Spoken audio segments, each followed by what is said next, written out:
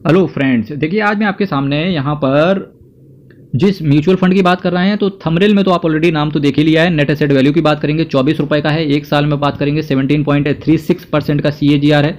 3 साल में देखिए 24.05% का CAGR है। फिलहाल इसको 5 साल हुए नहीं है तो 23.13% का CAGR है इसका। CAGR यानी कि कंपाउंड एनुअल ग्रोथ रेट, यानी कि म्यूचुअल फंड के अंदर आपको रिटर्न चक्रवृद्धि ब्याज की तरह मिलता है। हिंदी में बात करेंगे कितना समय इस म्यूचुअल फंड को हो चुका है, तो मेरे भाई ये म्यूचुअल फंड ऑलमोस्ट अपने 5 साल अभी कंप्लीट कर ही लेगा नेक्स्ट ईयर तक। ठीक है, तो अब बात करेंगे यहाँ से कि म्यूचुअल फंड के अंदर रिटर्न आपको देखिए किस फ्लक्चुएशन के साथ देखने को मिलता है। म्यूचुअल फंड के अंदर अगर आप हो तो डेफिनेटली इस तरीके की फ्लक्चुएशन आपको देखने को मिलेगी। इसके साथ साथ वैल्यू रिसर्च ने इस म्यूचुअल फंड को 5 आउट ऑफ 5 रेट किया है। करें क्यों ना, इतना अच्छा रिटर्न जो इन्होंने बना के दिया है।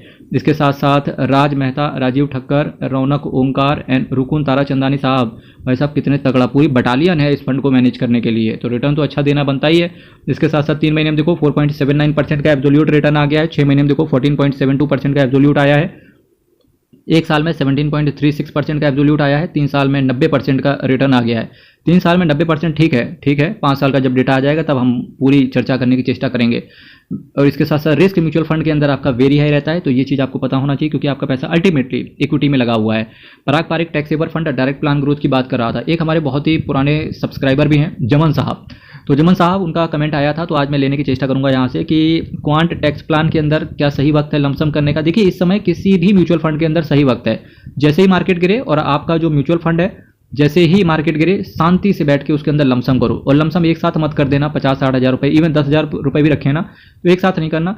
सिंपल है, उसको 5 टुकड़ों में बांट लेना और 5 टुकड़ों में बांटने के बाद में हल्के से धीरे धीरे उसके अंदर लमसम आगे करके चलते चले जाना। और जब लमसम करने का जब मार्केट ऊपर चले तो चुपचाप अपने पैसे को फिक्स डिपॉजिट के अंदर रखो। 2064 करोड़ का इनका असेट साइज है। 0.76% का ये एक्सपेंस रेशियो चार्ज करके चल रहे हैं। 0.03% का कैश होल्ड करके चल रहे हैं। निफ्टी 500 टोटल रिटर्न इंडेक्स को ये बेंचमार्क की तरह फॉलो करते हैं। और विड्रॉवल पे कोई चार्जेस है नहीं।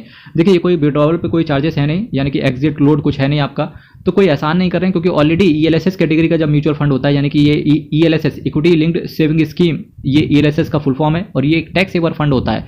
यहाँ पर ATC के अंदर आपको 1,50,000 रुपये तक का एडिशनल डिडक्शन मिलता है, तो इस वजह से चीज़ें काफ़ी सारी आसान हो जाती हैं। इनकम टैक्स रिटर्न में आपको 1,50,000 रुपये का एडिशनल डिस्काउंट भी, एडिशनल छूट भी मिलती है, यानी कि डिडक्शन मिलता है। ठीक है, और जब वो डिडक्शन मिलता है इसके साथ साथ क्या होता है, आपको जब आपके पास जिस म्यूचुअल फंड के अंदर आपने पैसा डाला है वो रिटर्न भी अच्छा दे तो सोने पे सुहागा हो जाता है। ये चीज़ें आप ध्यान करते हुए चलें। तो आज आपने एक चीज़ सीखी कि अगर किसी म्यूचुअल फंड के अंदर विड्रॉवल पे कोई चार्जेस नहीं है और अगर वो mutual fund tax saver fund से रिलेटेड है या ELSS कैटेगरी से आता है, तब आप चुपचाप ये समझ जाना कि ये कोई एहसान नहीं कर रहा है। 3 साल के लिए तो ऑलरेडी हमारा लॉक इन पीरियड में रहने ही वाला है। Financial, technology, automobile, material, consumer staples, energy, health care services और मेटल्स एंड माइनिंग, ये कुछ सेक्टर हैं जहाँ पर आपका पैसा पड़ा हुआ है। HDFC बैंक, बजाज होल्डिंग्स, ये शेयर्स हैं जहाँ पर आपका पैसा पड़ा हुआ है। HDFC bank, Bajaj holdings and investment, Axis bank, ICICI bank, Coal India, Maharashtra scooters और power grid, Maruti Suzuki, TCS, SCL technology, Wipro limited, ITC, Infosys, Balkrishna industries, VST industries, NMDC, UTI asset management company, CMS info systems, NABARD, Cipla, Motilal Oswal financial services, doctor Reddy's lab, Cadila health care, Ipca laboratory, Indian energy exchange, IEX के नाम से आप इसे जानते हैं, CCL product, CDSL multi community exchange या MCX, ICRA limited, NMDC steel, Oracle financial services, ये कुछ शेयर्स हैं जहां पर आपका पैसा पड़ा हुआ है। अगर मुझे इस हिंदुस्तान के अंदर सबसे अच्छी असेट मैनेजमेंट कंपनी का और जो नज़रिया है, जो इन्वेस्टमेंट करने का तरीका है और जो डिसिप्लिन है, वो मुझे केवल इसी कंपनी का अच्छा लगता है।